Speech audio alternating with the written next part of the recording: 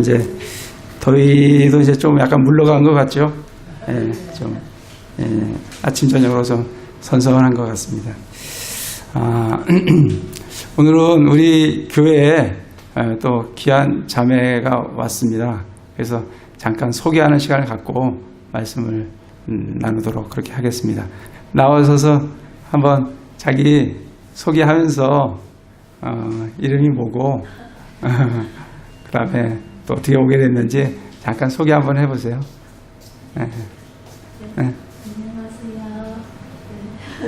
저는 김경이요. 외자고요. 그냥 경이라고 불러주시면 됩니다. 저는 이제 한동대학교 3학년 재학 중인데요. 제가 이제 원래 1학년에 오면서부터 포항에서 교회를 다녔었어요. 근데 이제 근처에는 킹제임스를 쓰는 교회가 없어서 그래서 이제 남부까지 교회를 다녔어요. 이제 그 교회는 독립침례전 아니고 성소침례였는데 킹제임스를 쓰는 교회였어요. 그래서 이제 거기를 다니다가 이제 양덕에 제가 살고 있는데 양덕 근처에 이제 킹제임스를 쓰는 독립침례교가 세워졌다는 얘기를 듣고 이제 작년 9월인가 그랬잖아요. 그래서 이제 언제 한 번쯤 나가봐야겠다. 그래서 그러다가 이번에 학기 새로 시작하게 되면서 나오게 되었습니다. 잘 부탁드립니다. 네, 믿음 생활 잘 하셔서 잘 성장해갖고 주님의 일꾼으로 잘 성장해 주시기 바랍니다. 네, 우리 지난주에는 우리가 사도행전 15장을 좀 살펴봤습니다. 15장을 보시면 지난주에 안디옥 교회에 할례 문제가 있었어요. 그래서 그 문제로 인해서 논쟁이 일어나서 예루살렘에 회의가 열리게 되었습니다. 그래서 그 회의 중에 정말 베드로가 일어나서 이 15장 11절에 보면 오직 우리는 그들과 마찬가지로 주 예수 그리스도 은혜로 구원받은 줄을 믿노라 라고 위대한 선언을 하게 됩니다. 그들이 우리와 마찬가지로가 아니라 우리는 그들과 마찬가지로. 우리는 누구예요? 우리는 유대인들입니다. 그리고 그들은 이방인들이에요. 그러니까 이방인이 유대인과 같이 구원받는 게 아니라 유대인들이 이방인과 같이 구원을 받는다고. 뭐로? 율법과 할례로가 아니라 주 예수 그리스도의 은혜로 구원을 받는다라고 선언을 하게 됩니다. 그러면서 야고보가 회의의 결론으로 인해서 결론을 내리는데 24절에 보면 그 형제들이 그 예루살렘에서 간 사람들이 그 교회에서 안디옥 교회에서 사람들을 가르치기를 할례를 행하지 아니하면 구원을 받지 못한다라고 가르치는 것에 대해서 24절에 보면 야고보가 너희가 반드시 할례를 받고 율법을 지켜야 한다 하였다는 말을 우리가 들었으나 우리는 그들에게 그런 명령을 준 적이 없으므로 라고 그런 명령을 준 적이 없으니 그런 말을 들을 필요가 없다라고 결론을 내리게 됩니다. 그래서 그걸 통해서 정말 이 사도 바울은 이 할례와 율법에 대해서 갈라디아서에 보면 정말 할례를 받는 자는 그리스도께서 그에게 아무런 유익을 줄 수 없다. 그리고 할례를 받으면 그는 율법의 모든 것을 지켜야 될 뿐 아니라 정말 하나님의 주님의 은혜에서 떨어져 나간 자들이다라고 선언을 하게 됩니다. 우리는 그리스도인들은 믿음으로 구원을 받고 또 믿음으로 살아갑니다. 그리고 예수 그리스도께서 우리에게 주신 그 그리스도 안에서의 자유를 누리면서 살아가게 됩니다. 정말 우리 형제자매님들 정말 그리스도 안에서 자유를 누리면서 정말 그리스도께서 주신 그 자유를 누리면서 정말 그 자유 안에서 우리가 그 자유를 육신의 기회로 삼지 말고 정말 사랑 안에서 서로 섬기는 그러한 형제 자매님들 되시는 길을 기도를 드립니다. 오늘은 16장 1절에서 10절 말씀을 중심으로 마게도니아로 건너와서라는 주제로 말씀을 나누도록 하겠습니다. 그 1절에 보면 그때 그가는 이제 바울이죠.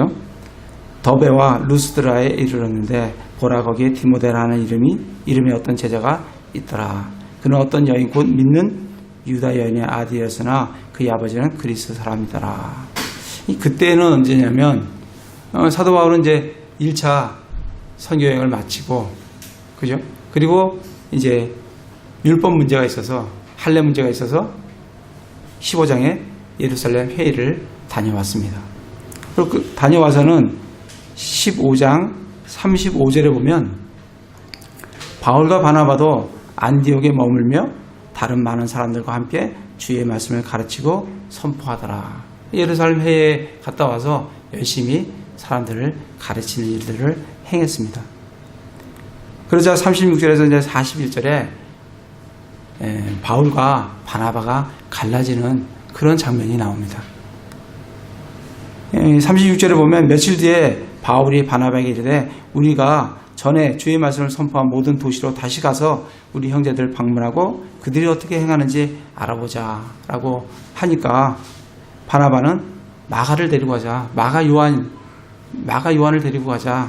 그러자 바울은 그럴 수 없다라고 하면서 그 일로 인해서 둘이 갈라지게 됩니다. 그래서 39절에 보면 바나바는 마가를 데리고 배를 타고 키프로스로 떠났고 그리고 바울은 신라를 택한 뒤에 시리아와 길리기아를 지나가며 교회들을 굳건하게 했습니다. 그래서 오늘은 우리가 계속해서 사도 바울의 선교 여행을 보기 때문에 제가 형제자매들 뒤에 자꾸 지도를 보시면서 말씀을 보면 힘들 것 같아서 제가 이 복사를 하나 이렇게 했습니다. 그래서 오늘 지도 공부를 잠깐 하고 말씀을 이어가도록 하겠습니다. 그 지도에 보시면 사도 바울의 1, 2차 선교 여행이라는 게 있죠. 18페이지라고 적혀 있고 거기 보시면 1차 선교 여행은 지난번에 우리 얘기했다시피 안디옥에서 조금 내려오면 실루기아라는 데서 배를 타고 그 청색을 따라서 이제 들어가게 됩니다. 그래서 키프로스에 있는 살라미에 이르렀고 바보에서 복음을 전하고 그리고 쭉 들어가서 버가라는 데가 있죠. 버가라는 데서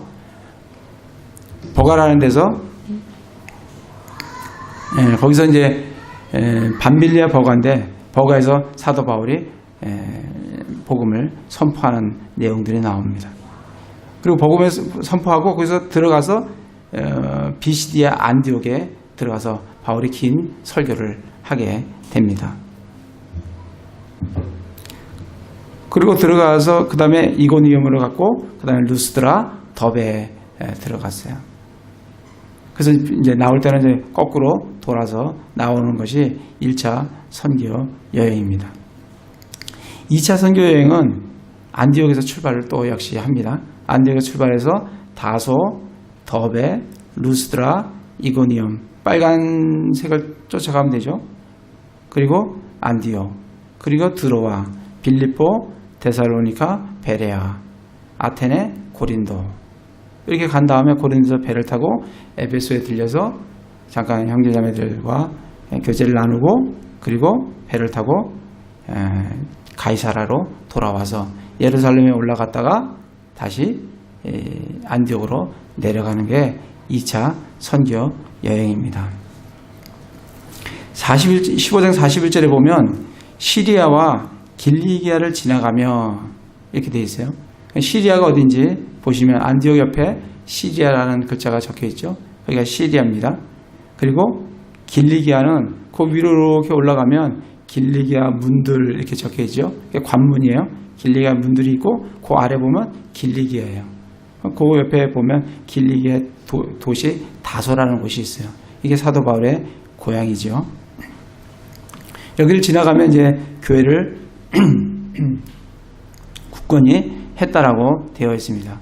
그래서 크게 지도를 볼 때 이 지역들을 좀 나눠서 보면 맨 처음에 시리아가 있고 그 다음에 올라가면 길리기아가 있어요. 그 길리기아 문들 위에 보면 갑바도기아가 있고 그 다음에 길리기아 밑에 내려서 길리기아 위에 보면 루가오니아, 그 다음에 갈라디아. 원래 여기 하나 나와 있어야 되는데 그 갈라디아 위에 보면 본도라고 되어 있어요. 근데 여기 지금 적혀 있지 않은데 본도가 있습니다. 그 다음에 밑으로 내려오면 버가라는 도시가 있는데 거기에 밤빌리아라는 또 지역이 있어요. 여기 적혀 있지는 않는데 밤빌리아. 그 다음에 위에 보면 비시디아. 그 다음에 밑으로 내려오면 루기아. 그 위로 올라가면 부르기아, 비두니아. 옆으로 가면 아시아. 위로 올라가면 무시아. 그 다음에 에게 바다를 건너가면 마게도니아. 내려오면 아가야. 이렇게 지금 지역이 되어 있습니다. 그래서 이 사도행전을 잘 이해를 하시려고 하면 최소한 이 정도의 지역은 어떤 지역이 어디에 있구나 이런 정도는 아셔야 이 말씀이 어떻게 지금 진행이 되고 있구나 하는 것을 충분히 잘 알 수가 있습니다. 그래서 그런 부분들은 좀 보시면서 말씀을 나누도록 하겠습니다. 그래서 1절에 그때 그가 더베와 루스드라에 이르렀는데, 더베와 루스드라가 거기 보이죠? 더베와 루스드라는 어느 지역이냐면 루가오니아 지역이에요. 루가오니아 지역에 더베와 루스드라가 있어요. 거기에 가니까 디모데라는 사람이 제자가 있었어요. 근데 이 더베와 루스드라에서 사도 바울이 지난 1차 선교 여행 때 어떤 일을 당했냐면 사도행전 14장에 좀 가보겠습니다. 1차 여행 때 루스드라와 더베를 갔었죠. 그래서 8절에 보면 루스드라에서 복음을 선포함 이런 내용이 나옵니다. 이때 가서 8절에 보면 어머니 태에서도 불구하되어 결코 걸어본 적이 없는 사람이 나와요. 그 사람을 믿음이 있는 걸 보고 사도 바울이 일으켜 세웁니다. 그래서 그쪽에 있는 지역에 있는 사람들이 11절에 보면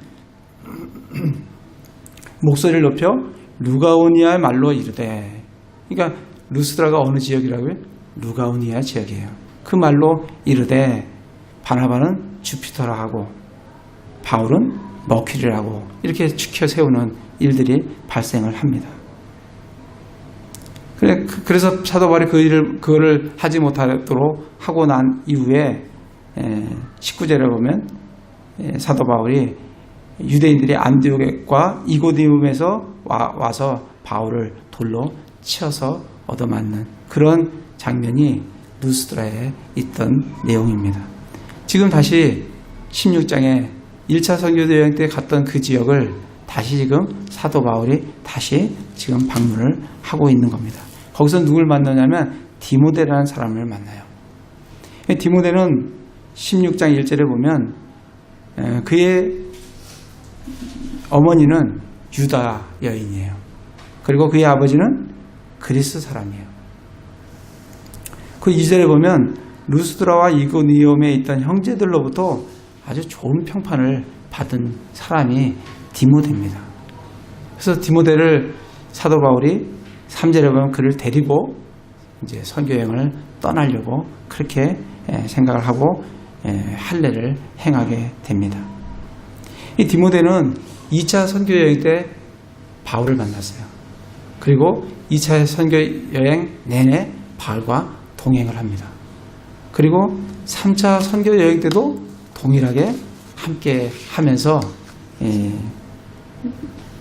바울과 동행을 하게 됩니다.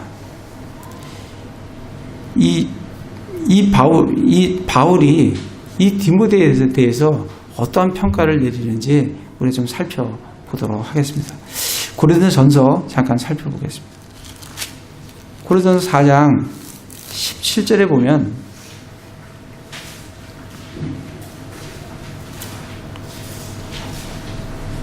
이런 까닭에 내가 나의 사랑하는 아들이요 주 안에서 신실한 자인 디모데를 너에게 보내었나니.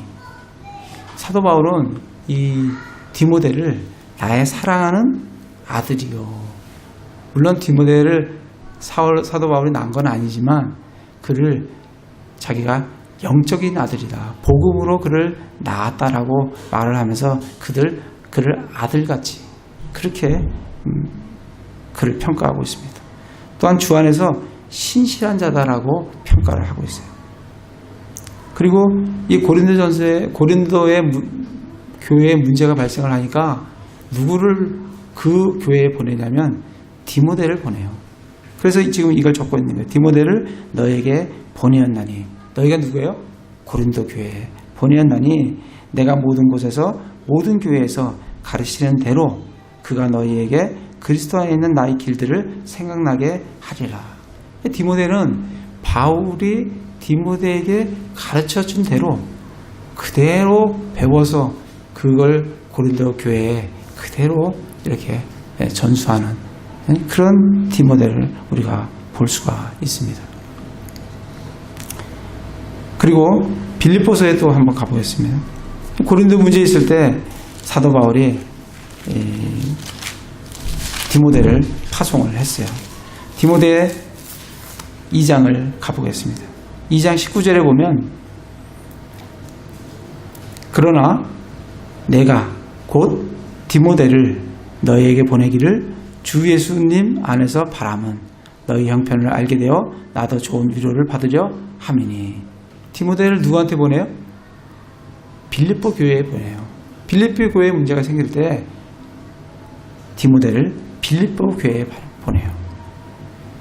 그리고 20절에 보면 같은 마음으로 너희 형편을 자발적으로 돌아볼 자가 내게 아무도 없느니라. 이 디모데는 바울과 어떤 마음이냐면 같은 마음이에요. 같은 마음으로 빌립보의 형편을 돌아보는데 자발적으로 돌아봐요. 자발적으로 돌아보는 자가 내게 아무도 없느니라. 사실 사도 바울과 같이 간 사람들이 많이 있었어요. 그런데 정말 디모데에게 평가를 그렇게 내립니다. 정말 나와 같이 마음을 같이 했고 그리고 정말 같은 마음으로 정말 너희 형편들을 돌아볼 사람은 이 디모데밖에 없다라고 얘기를 합니다. 21절에 보면 모든 사람이 자기의 일을 추구하고 예수 그리스도의 일을 추구하지 아니하되. 많은 사람이 바울과 같이 했지만 다 자기 일을 추구하는 거예요. 예수 그리스도의 일을 추구하지 않아요. 근데 22절에 보면 오직 그의 증거를 안 하니 아들이 아버지에게 하듯 그가 나와 함께 복음 안에서 섬겨왔느니라. 디모데는 자기 일을 한 게 아니라 정말 주 예수 그리스도의 복음의 일을 했다라고 지금 증언을 해주고 있습니다. 그래서 고린도 교회에도 파송했고 빌립보 교회에도 파송을 했고 데살로니가 전서를 잠깐 가보겠습니다. 데살로니가 전서 3장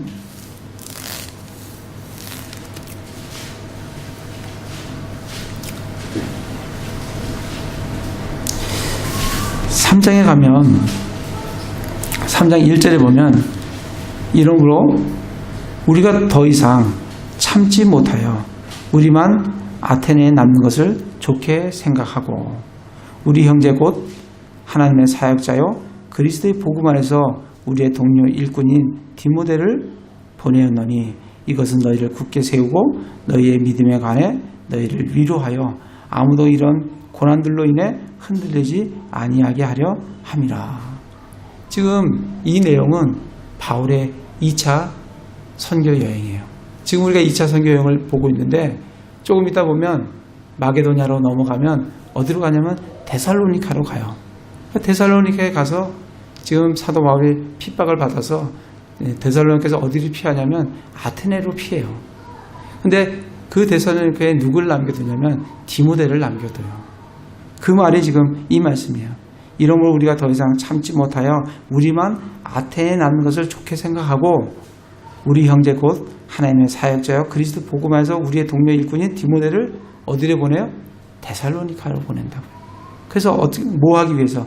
너희의 믿음을 굳게 세우고 그리고 아무도 고난들로 인해서 흔들리지 않도록 하기 위해서 데살로니케에 파송하는 사람이 누구냐면 바로 디모데라는 사람입니다.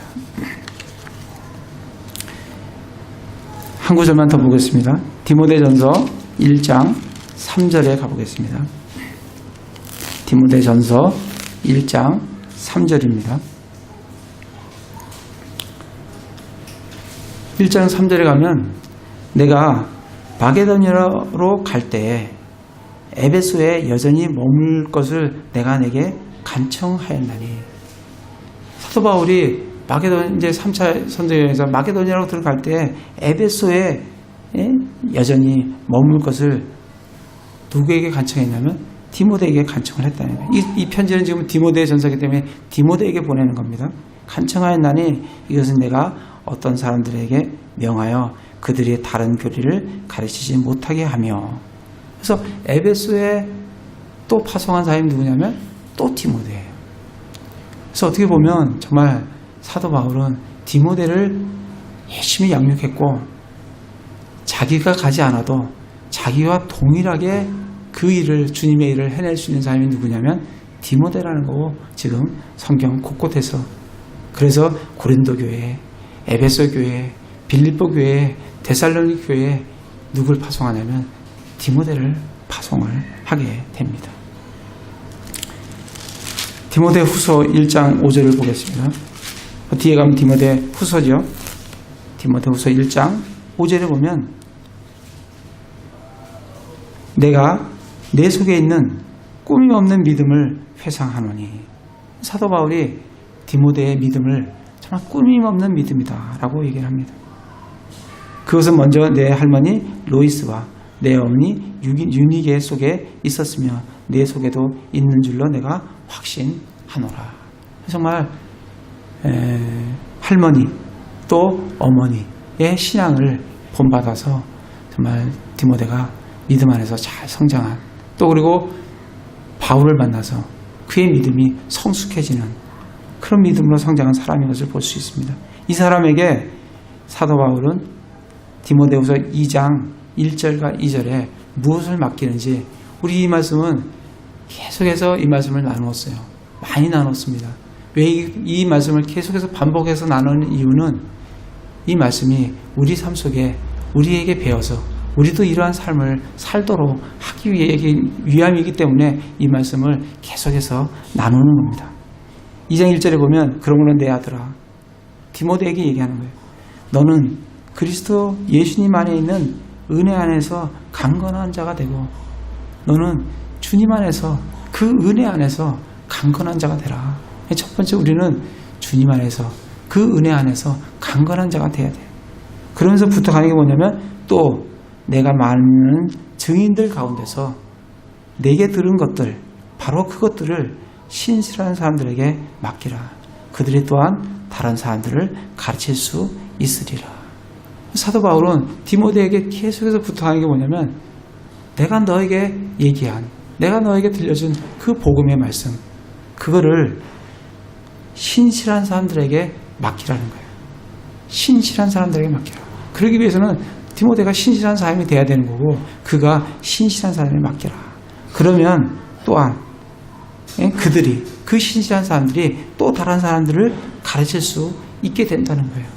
그래서 사도 바울이 디모데에 대해 전해준 복음이 디모데가 신실한 사람들에게 전해주고, 그 신실한 사람들이 또 다른 사람들을 가르치는, 그래서 정말 우리에게 전달된 이 복음이 우리의 이 대에서 끝나는 것이 아니라 우리 주님이 오실 그날까지 우리의 이 복음이 변질되지 않고 순수성을 유지하면서 그날까지 전달되기 위해서는 이 복음이 누구에게 전달되어져야 되냐면 신실한 사람들에게 전달되어져야 된다라고 말씀을 하고 계시고, 그 신실한 사람으로 사도 바울은 디모데가 그런 사람이라고 말씀을 해주고 있습니다.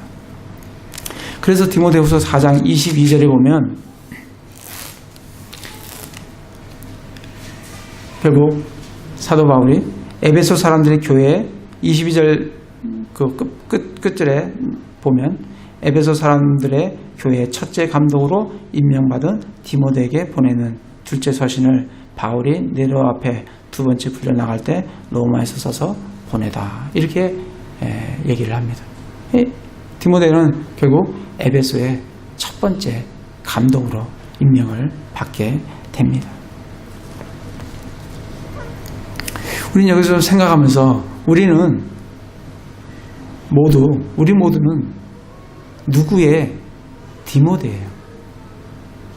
우리가 이날 이 순간 이 여기에 우리가 앉아 있을 수 있는 것은 누구의 바울 같은 누구의 도움이 있었기에 우리가 이 자리에 우리가 앉아 있습니다. 우리가 그분들께 감사를 드려야 돼요. 그리고 또 우리는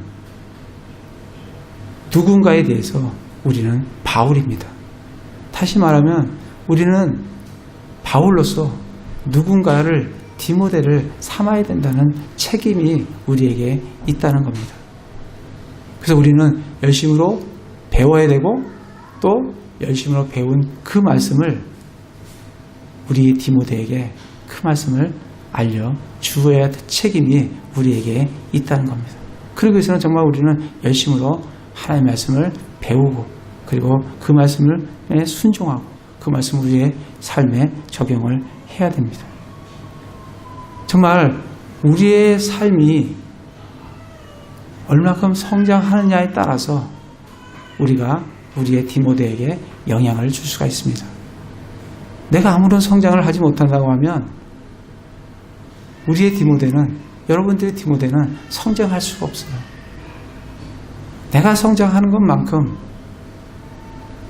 나의 디모데에게 영향을 줄 수 있다는 것을 생각하시고 내가 주님 안에서 열심으로 바울과 같은 그런 사람이 되어서 정말 디모데 같은 그런 삶을 나음으로 말미암아 정말 하나님의 복음이 이 세상 땅끝까지 흘러가는데 기여하는 형제 자매님들 되시기를 기도를 드립니다.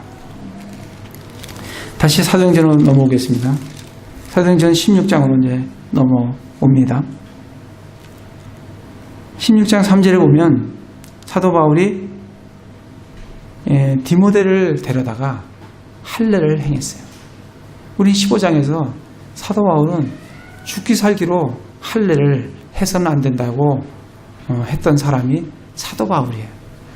그런데 이 3절에 가서는 바울이 디모데를 데려다가 할례를 행합니다. 근데 할례를 행하는 이유는 뭐냐면 3절에 바울이 그를 데려갈 때 그 지역에 있던 유대인들로 인하여 그를 데려다가 그에게 할례를 행하니 이는 그의 아버지가 그리스 사람인 줄 알았기 때문이더라. 디모데는 아버지가 그리스 사람이에요. 이방인입니다. 그렇기 때문에 그는 할례를 받을 필요가 전혀 없어요. 또 그는 예수님을 믿은 그리스도인이에요. 그리스도인은 더더욱 할례를 받을 이유가 전혀 없습니다.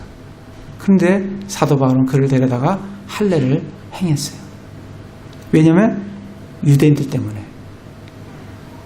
왜냐하면 지난번에 루스드라에서 한번 유대인들과 한번 부딪혔어요.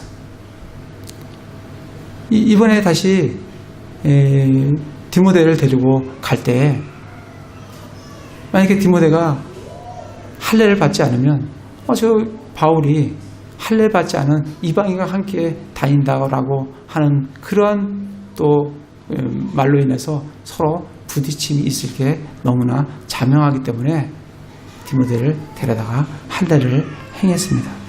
그것은 우리가 고린도전서를 잠깐 보겠습니다. 고린도전서 이건 타협이 아니라 정말 복음을 통해서 사람들을 얻기 위함입니다. 고린도 9장 전서 9장 19절 살펴보겠습니다. 고린도전서 9장 19절에 보면 내가 모든 사람으로부터 자유로우나 스스로 모든 사람에게 종이 된 것은 더 많은 사람을 얻고자 함이라. 사도 바울은 모든 사람에게 자유로웠어요. 그런데 모든 사람에게 스스로 종이 됐어요. 그 이유는 더 많은 사람을 얻고자 하기 때문이에요. 20절에 보면 유대인들에게 내가 유대인같이 된 것은 유대인들을 얻고자 하며, 그는 할례 받아야 될 이유가 하나도 없고 할례를 받아서는 안 된다고 했지만 유대인들을 얻기 위해서는 할례도 행했던 것을 보게 됩니다. 율법 아래 있는 자들에게는 자들에게 율법 아래 있는 자같이 된 것은 율법 아래 있는 자들을 얻고자 하며, 율법 없는 자들에게 내가 하나님께 율법 없는 자가 아니요 그리스도가 율법 아래 있는 자이나 율법 없는 자같이 된 것은 율법 없는 자들을 얻고자 함이라. 약한 자들에게 내가 약한 자같이 된 것은 약한 자들을 얻고자 하며, 내가 모든 사람에게 모든 것이 된 것은 어찌하든지 몇 사람을 구원하고자 함이라. 내가 복음을 위하여 이것을 행하면 너희와 함께 복음에 참여하는 자가 되고자 함이라. 그래서 사도 바울은 약한 자들에게는 약한 자같이, 율법이 없는 자들에게는 율법이 없는 자와 같이, 율법이 있는 자들에게는 율법이 있는 자와 같이, 그의 목적은 어찌하든지 사람들을 그리스도께로 인도하고자 하는 게 그의 목적입니다. 그래서 디모데를 할례를 행하고 같이 선교 여행을 떠나는 것을 볼 수가 있습니다. 다시 사도행전으로 가서 그렇게 해서 같이 떠나면서 4절에 보면 그들이 도시를 지나갈 때 예루살렘에 있던 사도들과 장로들의 정한 명령들, 율법과 할례를 전혀 할 필요가 없다라는 그런 명령들을 그들에게 전달해 주면서 교회가 세워지고 날마다 늘어났다라고 말씀이 되어 있습니다. 6절에 보면 이제 그들이 사도 바울과 디모데가 그리고 신라도 함께 갔겠죠. 부르기아와 갈라디아 지방을 두루 다닌 뒤에, 다시 한번 지도를 살펴보겠습니다. 지도를 거기 보면 부르기아가 어디에 있죠? 거기 보면 중앙에 보면 안디옥이라는 데가 있어요. 안디옥 위에 보면 부르기아가 있습니다. 그죠? 부르기아. 그리고 갈라디아는 어디 있어요? 그 외에 오른쪽에 있습니다. 그래서 지금 사도 바울은 지금 시리아를 지나서 길리기아를 지나서 루가오니아를 지나서 부르기아를 지나가지고 지금 갈라디아 지방을 이렇게 다니면서 지금 복음을 전하고 있습니다. 그런데 6절에 보면 성령님께서 그들에게 아시아에서 말씀 선포하지 못하게 하시더라. 아시아는 어디 있어요? 그 부르기아 옆에 보면 아시아가 있어요. 아시아에서 복음을 선포하지 못하게 하시는 거예요. 그래서 사도 바울은 그들이 무시아로 올라갔어요. 무시아는 아시아 위에 있죠. 무시아로 올라가고 무시아에 이른 뒤에 어디로 가려고 그래요? 무시아 오른쪽에 있는 비두니아로 가려고. 사도 바울은 이쪽 지역을 복음화하려고 했던 것 같은 생각이 듭니다. 그래서 그 무시아로 올라가서 비두니아로 이제 가려고 애쓰되 성령께서 그들을 허락하지 아니하심으로, 성령께서 아시아에서도 전하는 것도 허락하지 않으셨고 무시아에서 어디로 가요? 비두니아에 가는 것도 허락하지 않으셨어요. 그래서 할 수 없이 8절에 그들이 무시아를 지나서 무시아 아래쪽에 보면 드로아라고 있죠. 드로아로 내려왔어요. 드로아로 내려와갖고 밤에 환상이 바울에게 나타났는데 마게도니아 사람 하나가 서서 그에게 간구하여 이르되 마게도니아로 건너와서 우리를 도우라 하거늘. 밤의 환상 중에 마게도니아에서 한 사람이 서서 마게도니아로 건너와서 우리를 도우라 하고 이제 환상을 보게 됩니다. 10절에 보면 그가 그 환상을 본 뒤에 주께서 그들에게 복음을 선포하라고 우리를 부르신 줄로 확신하였으므로 우리가 즉시 마게도니아로 들어가려고 힘쓰니라. 그래서 사도 바울은 이 터키 지역, 지금 우리가 보고 있는 지역이 터키 지역인데 그쪽을 복음화 하려고, 그쪽을 복음화, 이쪽이 지금 아시아 지역입니다. 이쪽을 복음화하시려고 하려고 하는데 성령께서는 아시아에서 복음을 전하지 못하도록, 그리고 비두니아에서 전하지 못하도록, 그리고 어디로 가라고요? 마게도니아로 건너가라고 그렇게 성령께서 지시하시는 걸 볼 수가 있어요. 정말 이 한 성령님의 선택이 정말 전 세계에 온 세계의 역사의 흐름을 바꾸는 것을 우리가 볼 수가 있습니다. 만약에 사도 바울이 정말 아시아로 방향을 잡았다고 하면 복음이 아시아를 통해서 서남아시아, 남아시아, 동아시아, 동남아시아, 동아시아 해서 한국을 통해서 거꾸로 지구를 반대 방향으로 돌았을 겁니다. 그런데 성령께서는 그쪽이 복음의 방향이 그쪽이 아니고 마게도니아, 유럽 쪽이라고 말씀을 하시는 거예요. 그래서 사도 바울은 유럽을 쪽으로 건너가서 로마를 그리고 프랑스를 독일을 영국을 그래서 미국을 거쳐서 지금 한국으로 다시 지금 아시아를 통해서 예루살렘 쪽으로 지금 복음이 전파되는 것을 우리가 볼 수가 있습니다. 정말 우리가 그걸 좀 생각을 해보면 정말 아시아를 통하면 어떤 걸 건너야 될 것 같아요. 서아시아에 보면 사우디아라비아, 이란, 이라크 이 무슬림 지역을 다 거쳐야 돼요. 그리고 또 서남아시아 가면 어느 지역이 나와요? 인도, 파키스탄 이 힌두 지역을 다 거쳐야 돼요. 또 조금 지나면 어느 지역이 나옵니까? 동남아시아가 나와요. 동남아시아, 태국, 미얀마 이 불교 지역을 또 다 거쳐야 돼요. 그걸 또 지나면 어디가 나옵니까?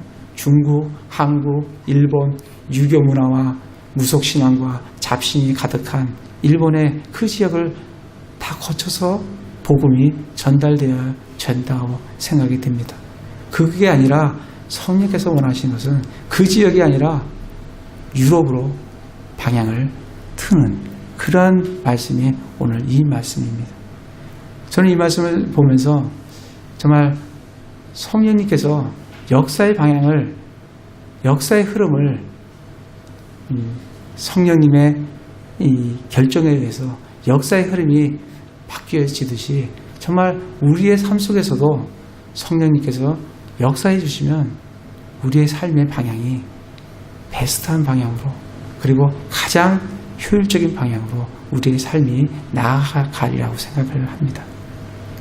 정말 성령님께서 사도 바울의 사역의 방향을 올바르게 잡아주셨듯이 우리 삶 속에서도 성령의 음성에 따라 우리가 우리의 삶의 올바른 방향을 잡고 주님의 뜻에 따라 나아갈 수 있으리라고 생각을 합니다. 사도 바울이 이때는 정말 성령에 참 민감해서 정말 그가 즉시 마게도니아로 들어가는 것을 볼 수가 있습니다. 근데 사도 바울이 사도행전 우리 좀 찾아보고 20장을 좀 가서 보겠습니다. 사도행전 20장에 보면 사도행전 22장에 보면 사도 바울은 3차 선교 여행을 한 후에 예루살렘으로 가려고 마음을 먹고 있었어요. 근데 22절에 보면 보라 이제 내가 예루살렘에서 내게 닥칠 일들을 알지 못한 채 영안에서 결박당하여 거기로 가노라. 자기는 지금 예루살렘으로 간다는 거예요. 23절에 보면 오직 성령님께서 모든 도시에서 증언하사 결박과 고난이 나를 기다린다고 말씀하시나. 성령님께서 들려주셨어요. 너 예루살렘에 가면 결박당한다. 그렇게 말씀을 해주셨어요. 21장을 가보겠습니다. 사도행전 21장 4절에 보면 우리가 거기서 제자들을 만나 이레를 머물며 그들이 예루살렘에 두로에 도착했어요. 그들이 성령을 통해 바울에게 그가 예루살렘에 올라가서는 안 된다라고 말해줬어요. 예루살렘에 올라가면 안 된다. 왜 너 결박당한다. 이 얘기를 해준 겁니다. 12절에 보겠습니다. 21장 12절에 보면 11절에 보면 우리에게 이르러 바울의 띠를 가져다가 자기의 손발을 묶고 이르기를. 여기에 이제 아가보라는 10절에 보면 아가보라는 사람이 있어요.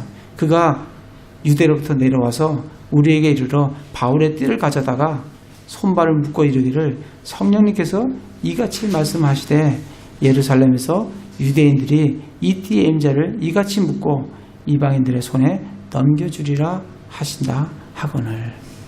지금 거듭해서 성령님께서 사도 바울에게 예루살렘에 가면 네가 결박을 당한다라고 거듭해서 3번이나 말씀을 해주신 걸 볼 수가 있습니다. 사실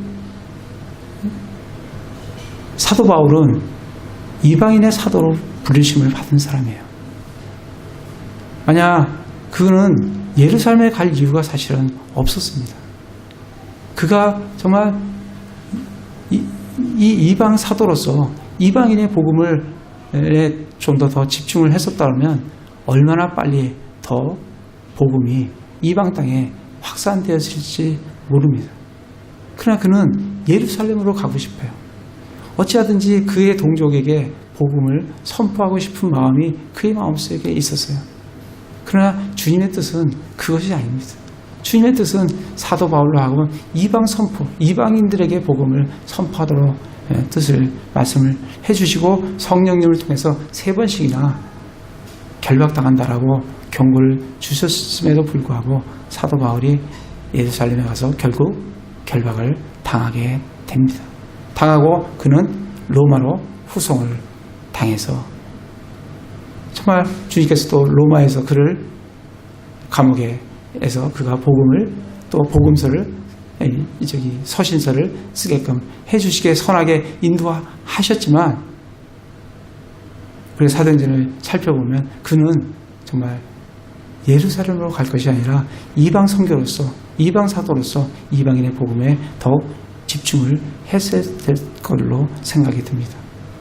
지금 이와 같이 우리가 성령님께서 우리에게 말씀을 해주실 때 우리가 그 성령에 민감하게 반응을 하기 위해서는 성령과 밀접한 성령님과 밀접한 교제 가운데 있어야 함을 보게 됩니다. 사도 바울은 사도행전 16장에서 그가 정말 주님의 일에 몰두해 있었을 때는 그가 마게도냐로 가라 했을 때 그는 즉각 그것이 주님의 음성인 줄 알고 성령님의 음성에 화답하는 걸 볼 수가 있습니다. 그러나 그의 마음이 예루살렘으로 가고자 하는 마음이 딱 고정되어 있을 때 그의 마음이 거기에 고정되어 있을 때는 주님께서 그에게 성령님으로 아무리 말씀을 해주셔도 그는 결국 예루살렘으로 가고 마는 그러한 결과를 초래하게 됩니다. 그래서 우리 삶도 마찬가지예요. 정말 우리가 성령님의 굉장히 민감하게 성령님께서 우리에게 주시는 그 말씀과 그 환경들을 우리가 민감히 받기 위해서는 성령님과 긴밀한 교제의 삶을 살아야 됨을 볼 수가 있습니다. 로마서 잠깐 보도록 하겠습니다. 로마서 8장을 보면 우리가 어떻게 성령님의 음성에 민감하게 반응을 할 수 있는가. 8장 1절에 보면 그러므로 이제 그리스도 예수님 안에 있는 자들에게는 정죄함이 없나니 그들은 육신을 따라 걷지 아니하고 성령을 따라 걷느니라. 우리 그리스도인들은 육신을 따라 걷지 않고 성령님을 따라 걷는다라고 말씀을 해주십니다. 그러면서 5절에 육신을 따르는 자들은 육신의 일들을 생각하거니와 성령을 따르는 자들은 성령의 일들을 생각하나니. 우리가 성령 안에서 긴밀하게 성령님의 음성에 반응해서 성령님 안에서 걸으면서 성령을 따라가기 위해서는 우리의 생각이 성령님의 일에 거기에 포커스가 맞춰지고 거기에 집중되어야 됨을 보여주고 계십니다. 우리가 육신의 일을 생각하면서 성령님의 음성에 민감하게 우리는 반응할 수가 없습니다. 우리가 성령님의 민감하게 반응하기 위해서는 뭐라고 되어 있어요? 성령의 일들을 생각한다는 거예요. 성령의 일들은 하나님의 말씀이에요.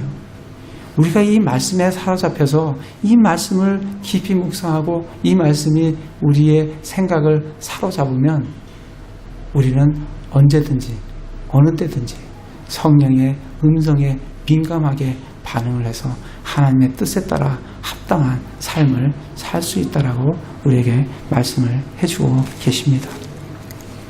정말 그렇게 성령에 민감한 그러한 삶을 사시는 형제 자매님들 되시길 바랍니다. 그래서 16장에 가서 넘어가서 이제 사도 바울이 그 말씀에 반응을 해서 마케도니아로 넘어가게 됩니다. 그래서 11절부터 24절까지 보면 15절까지 보면 거기에 13절에 보면 안식일에 도시에 나가 사람들이 늘 기도드리는 강가에 앉아서 거기에 모인 여자들에게 말을 하는데 거기서 누굴 만나냐면 두아디라 시 출신의 자주세 옷값 장수 루디아를 만나게 됩니다. 근데 그 말씀해 보면 루디아라는 어떤 여자가 우리의 말을 들으매 주께서 그녀의 마음을 여심으로 그녀가 바울이 말하는 것을 겉들의 주의를 기울이니라. 그래서 정말 주님께서 이 마게도니아로 부르시는 분도 성령님이시고 또 그 마게도니아에서 첫 번째 성읍인 빌립보에서 루디아를 만나서 루디아의 마음을 열어주시는 분도 주님이세요. 정말 우리가 함께 지금 이렇게 교회에 모여서 우리가 주님의 사역을 하고 있지만 이 사역이 우리가 하는 것 같지만 우리가 하는 것이 아니라 정말 주님이 하십니다. 주님이 바울로 하여금 디모데를 만나게 해주시고 또 빌립보에서 루디아를 만나서 그의 마음을 열어주시고 그걸 통해서 빌립보 교회가 형성돼 가는 것을 볼 수가 있습니다. 그리고 16절부터 23절에는 점치는 영을 걸린 여인을 그 영을 쫓아내 줌으로 말미암아 그로 말미암아 사도 바울이 이 감옥에 갇히게 됩니다. 이걸 보면서 그러면서 이제 25절에 한밤중에 바울과 실라가 기도하고 노래로 하나님을 찬양하게 되는데 성령님의 음성에 민감하게 반응을 해서 성령님을 우리가 따라가는 길이 평탄한 길만 있는 것이 아니라는 겁니다. 그 길에는 사도 바울과 같이 감옥에 갇히는 일도 있다는 겁니다. 그러나 25절에 보면 찬양을 하니까 갑자기 지진이 나서 감옥에서 문이 열리고 족쇄가 풀리는 그러한 일을 해주시는 분도 또 주님이십니다. 그래서 우리가 성령님의 음성에 민감하게 반응해서 우리의 길을 가게 되면 험난한 길도 만나지만 그 험난한 길을 능히 감당하게 하시는 분도 주님이시라는 것을 기억하면서 우리가 주님께서 우리에게 주시는 그런 일들을 잘 감당하는 저희들이 되었으면 좋겠습니다. 오늘 말씀에서 그걸 통해서 나중에 간수가 또 예수님을 믿게 되죠. 그래서 40절에 보면 그들이 감옥에서 나와 루디아 집에 들어가 형제들을 보고 그들을 위로한 뒤 떠나니라 이렇게 되어 있습니다. 그러니까 이 빌립보 교회가 형성된 것이 루디아가 있고 또 간수 가족들이 있고 또 루디아 집에 들어가니까 형제들이 또 있었다는 겁니다. 그래서 이런 사람들로 인해서 빌립보 교회가 형성이 되어지는 것을 볼 수가 있습니다. 오늘 말씀에서 우리가 정말 교훈을 얻는 것은 이 교회의 사역은 주님의 교회의 이 사역은 우리가 하는 것이 아니라 주님께서 하신다는 겁니다. 정말 디모데 같은 사람을 만나게도 해주시고 루디아 같은 사람을 마음을 열어주시기도 하고 간수와 같이 정말 간절한 마음을 가진 사람을 보내주시기도 하고 이렇게 교회가 시작이 됩니다. 또 하나 우리가 알 수 있는 것은 정말 사역의 방향도 성령님께서 정하신다는 겁니다. 아시아가 아니라 유럽으로 정하듯이 우리의 교회의 방향도 성령님께서 우리에게 말씀을 해주십니다.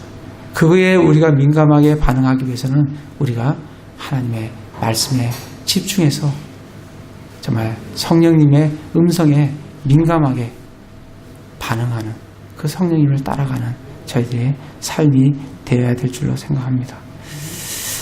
정말 우리 삶도 그렇게 올바른 방향을 잡고 우리에게 사람들을 보내주셔서 이 사역들을 잘 감당하게 하시기를, 또 우리의 삶 속에서 또 우리의 교회 속에서 정말 주님의 역사를 보는 것을 소망하는 그런 삶을 살기를 기도를 드립니다. 제가 기도하겠습니다.